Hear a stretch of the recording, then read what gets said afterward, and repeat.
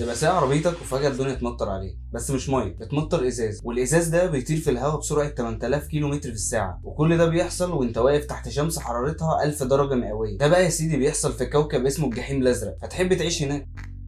يا ريتك ما رديت، لان الكوكب ده جحيم فعلا زي ما هما بيقولوا. يلا بينا بقى نركب مركبة كوفي شوت الفضائية ونطلع على هناك، وما تنساش نضارتك، ودي مش هنجيبها عشان الشمس، دي عشان مفيش اي ازازة معدية كده تدخل في عينك ولا حاجة.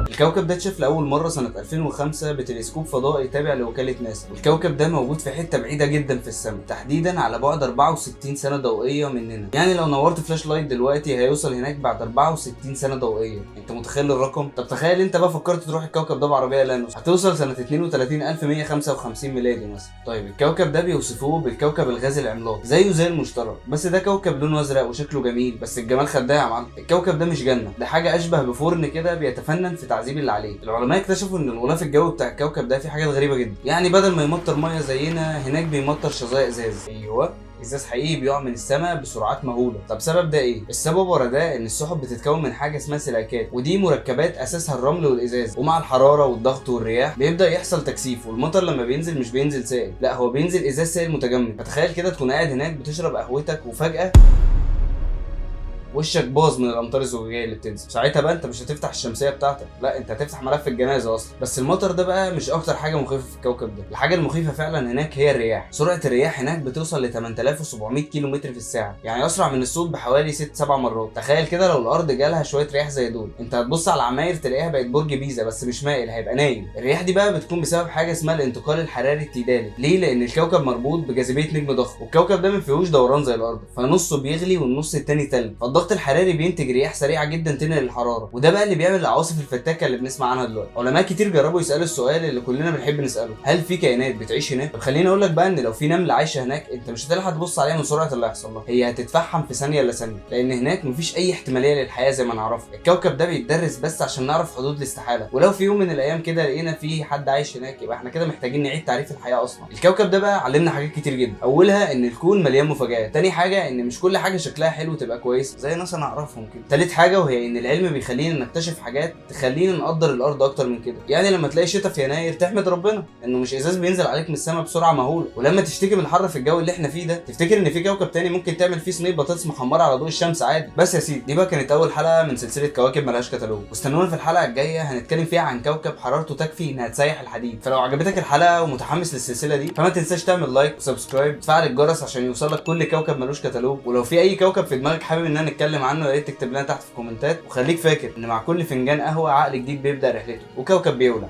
سلام.